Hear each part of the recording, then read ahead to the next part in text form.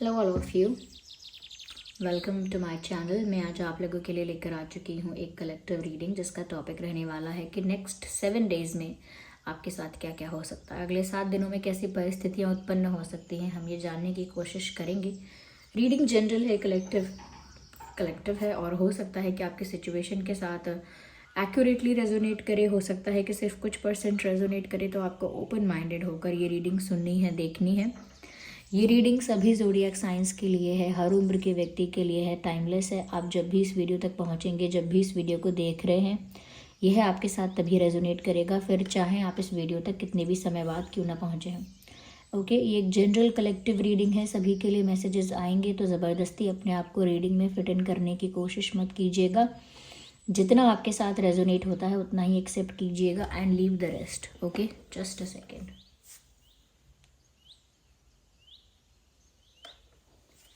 चलिए, लेट्स सी।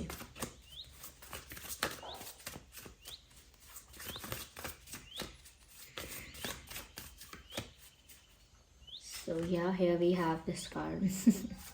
मैं जब भी ये डेक यूज़ करती हूँ, ये कार्ड बहुत कॉमन है, आता ही है। नाइस। Next 7 days, interesting.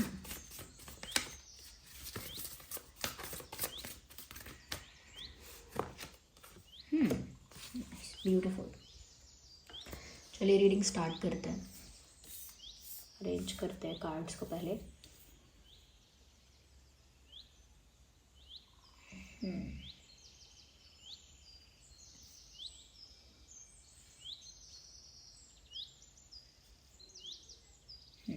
देखिए, सबसे पहले आपके जो अगले 7 दिन हैं, ऐसा लगता है बहुत इंटरेस्टिंग रहने वाले हैं। कोई बहुत ज़्यादा सैड नहीं बोलूँगी, इनफैक्ट मुझे लगता है काफ़ी इंटरेस्टिंग और काफ़ी काफ़ी एक्सप्लोर करने वाले रहेंगे 7 दिन आपके। ओवरऑल आपकी लाइफ के बारे में बात करेंगे। सबसे पहले यहाँ पर ऐसा देख सकते हैं कि जैसे व्यूअर्स अगले 7 दिनों में ना आपके साथ कुछ ऐसे एक्सपीरियंसेस हो सकते हैं, ये कुछ ऐसा महसूस हो सकता है जिसमें आपके मन में बहुत सारे प्रश्न उत्पन्न होंगे, यानी सवाल खड़े होंगे। ये सवाल आपके आध्यात्मिक जीवन को लेकर भी हो सकते हैं कि मैं एक सोल हूँ तो पर्पस क्या है मेरा, मैं क्यों हूँ यहाँ पे, कितने जन्म हुए हैं मेरे और इस जन्म में मुझे स्टक क्यों रहना है, why am I not going back to the place from where I have come from। तो ये कब तक चलेगा साइकिल, और ऐसे कब तक जन्म के बाद जन्म, स्ट्रेस के बाद स्ट्रेस, एक लव स्टोरी के बाद दूसरी लव स्टोरी, एक पर्सन से प्यार, फिर उससे कहना जन्मों जन्मों का प्यार, फिर से प्यार, फिर से घर गृहस्थी परिवार और स्टफ लाइक दैट। तो थोड़ा सा ना आपका मन उचट सकता है। मन उचटना यानी कि ऊब जाना चीज़ों से। ओके, ऐसे मुहावरे में कहा जाता है ऊब जाना।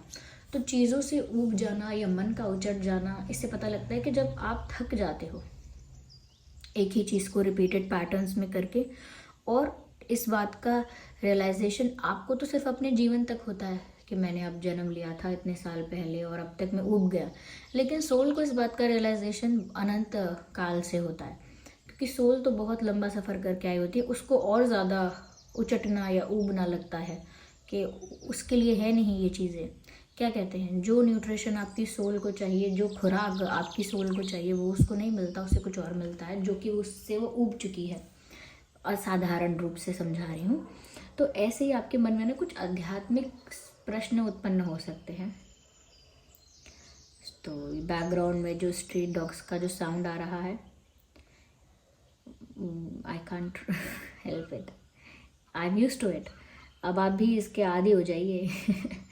तो यहाँ पर ऐसा लगता है कि जैसे कुछ आध्यात्मिक प्रश्न खड़े हो सकते हैं मन में कि मैं क्यों हूँ, कब तक बार बार ये हो रहा है मेरे साथ, अब मैं ऊब चुका हूँ। चीज़ों से ना उचटना महसूस होगा आपका, जैसे मन ना लगना। जिस चीज़ को लेकर बहुत ज़्यादा पैशनेट थे वहाँ से भी मन का ऊब जाना कि अब ये भी नहीं करना, और आपके फैमिली का, फ्रेंड्स का थोड़ा शॉक्ड होना कि अरे ये इंसान ये चीज़ में भी खुश नहीं हुआ, ये तो चीज़ इनको इतनी प्यारी है, ये चीज़ को देखकर ही इनके मुंह पे स्माइल आती है, ये अब क्या हुआ, इस चीज़ से भी खुश नहीं हो रहा है इंसान। तो जब मोह टूटता है या डिटैचमेंट अचानक से आपको हिट करता है, या एक सेंस ऑफ रियलाइजेशन होता है कुछ देख के, टीवी पे कुछ देख लिया, मोबाइल में, इंटरनेट पर, या अपने सामने ही कुछ देख लिया। सब कई बार ऐसा होता है कि दूसरे लोगों को परेशान देखकर, दूसरे लोगों की मृत्यु देखकर, दूसरे लोगों का संघर्ष देखकर आपको डिटैचमेंट हिट करता है कि फिर क्यों ही हो रहा है ये सब, और क्यों ही मैं इतने पैशन से, इतने डेडिकेशन से और इतना ज़्यादा इन्वेस्टेड होकर ये सब करूँ, मैं क्यों करूँ ये सब फिर। तो ऐसा लगता है कि आप ना कुछ प्रश्नों के साथ यहाँ वहाँ जाएंगे। जैसे आप सोशल मीडिया पर जा सकते हैं, ऐसा क्यों होता है, ऐसा फील क्यों हो रहा है मुझे। कई गुरुज जो हैं, स्पिरिचुअल टीचर्स हैं, स्पिरिचुअल गुरुज जो हैं, उनके आप गाइडेंस को देखेंगे। हो सकता है कोई बुक पढ़ें, जैसे कोई स्पिरिचुअल बुक पढ़ेंगे, भगवद गीता पढ़ सकते हैं, ओके, भागवत महापुराण पढ़ सकते हैं। तो क्योंकि जो चीज़ मैंने पढ़ी है मैं उसके बारे में बोल रही हूँ।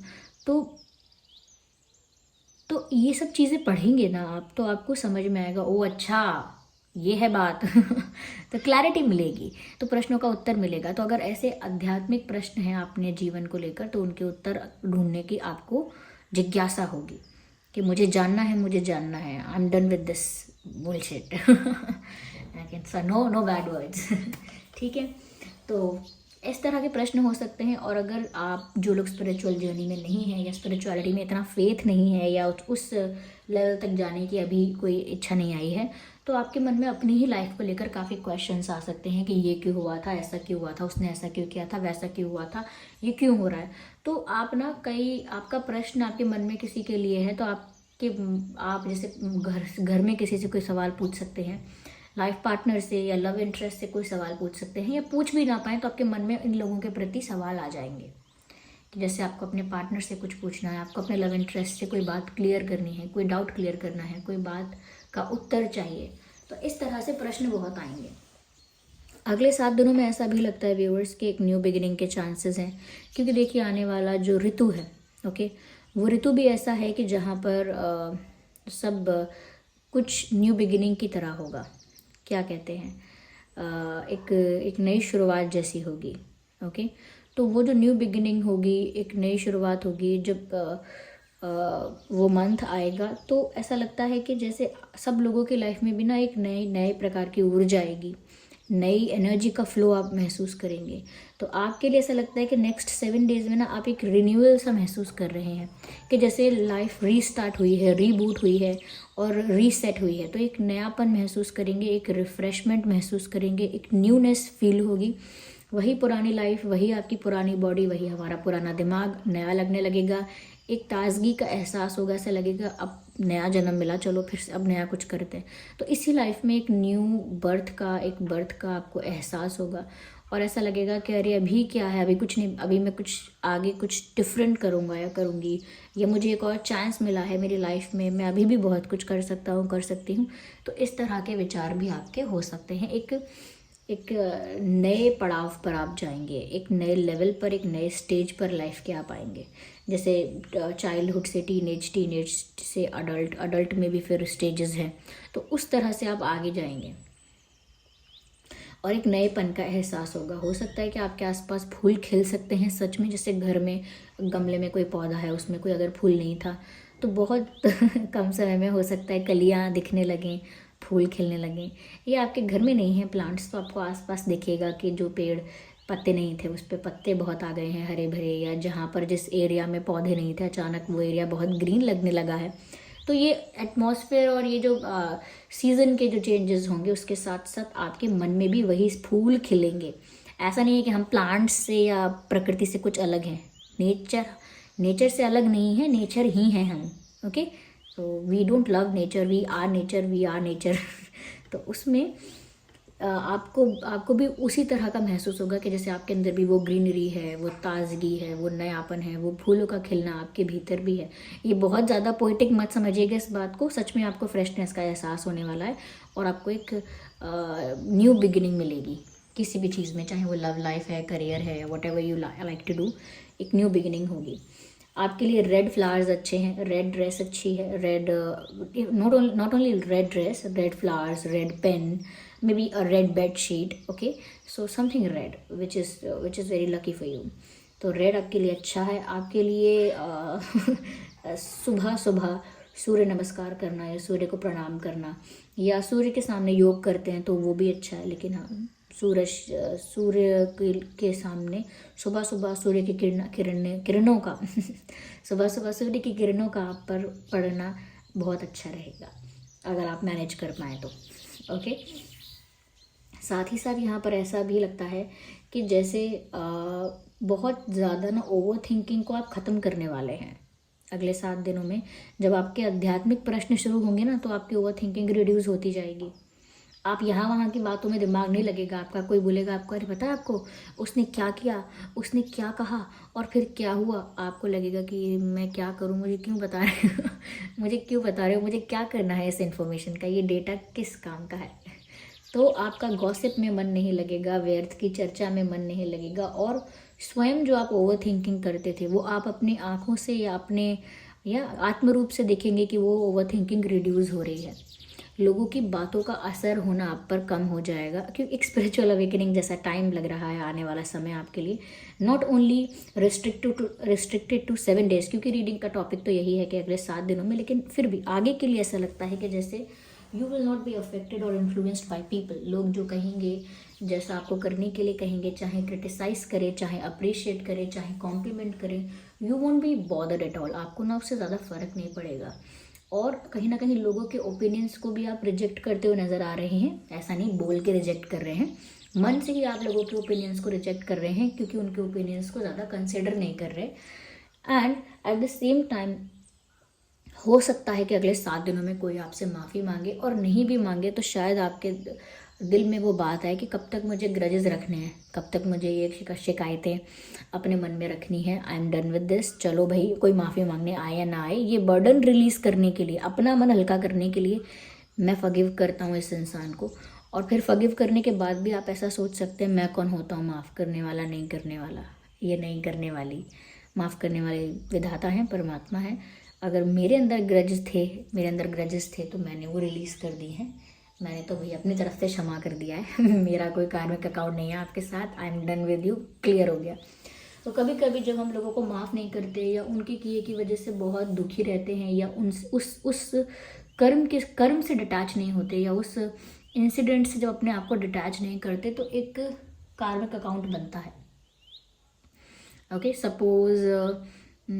सपोज़ आपने मुझे कोई हेल्प किया, ओके, और मैंने सोचा कि इसने मुझे हेल्प किया है, और फिर भविष्य में जाकर आप अगर एक्सपेक्ट कर रहे हैं कि मुझे भी हेल्प करनी चाहिए थी आपकी, और आपने मुझे हेल्प किया लेकिन मैंने आपको हेल्प नहीं किया, और आप एक्सपेक्ट कर रहे थे कि मैं आपकी हेल्प करूं, और आपको लगता भी है कि करना तो चाहिए, एथिकली तो ये सही है, हेल्प करना चाहिए, मैं इनके काम आया, इनको भी आना चाहिए, और अगर मैं आपकी हेल्प ना कर पाऊँ, भूल जाऊँ, अपनी लाइफ में मस्त हो जाऊँ, तो इसमें क्या है कि आप ये जो एक एक्सपेक्ट कर रहे हैं ना कि मैंने इनकी हेल्प की थी, ये यहीं पर कार्मिक अकाउंट बन रहा है।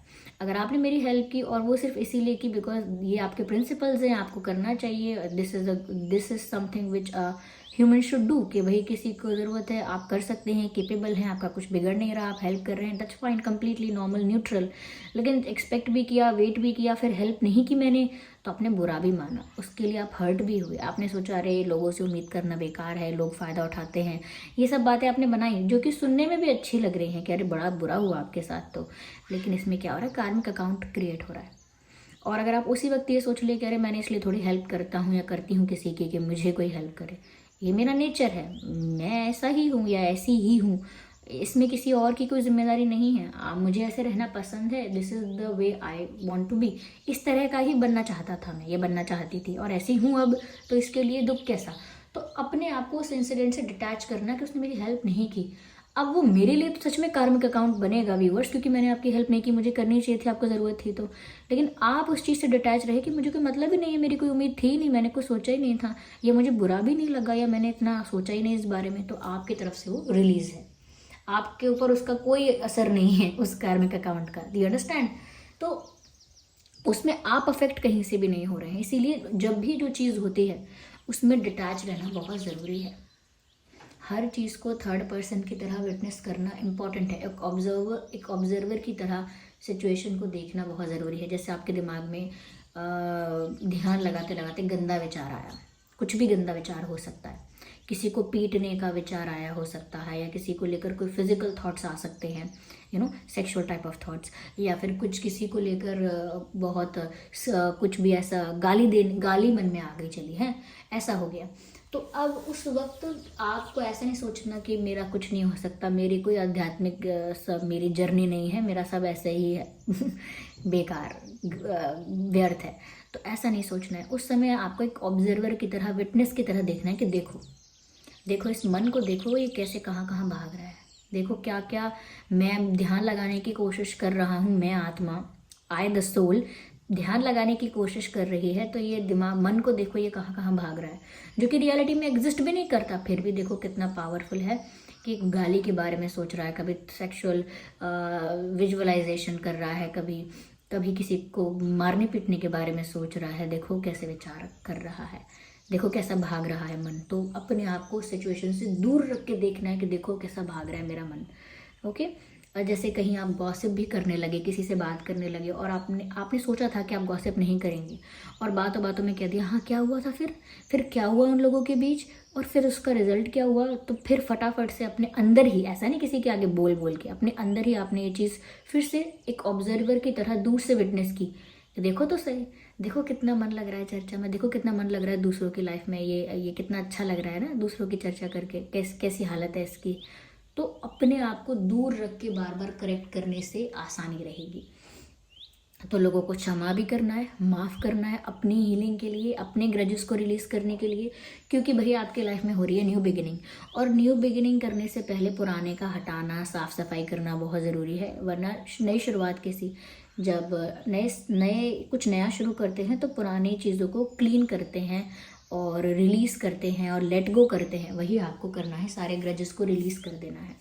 ओके। तो मुझे लगता है कि ज़्यादा आपका जो पर्सपेक्टिव है लाइफ में आगे, वो ज़्यादा स्पिरिचुअल होने वाला है।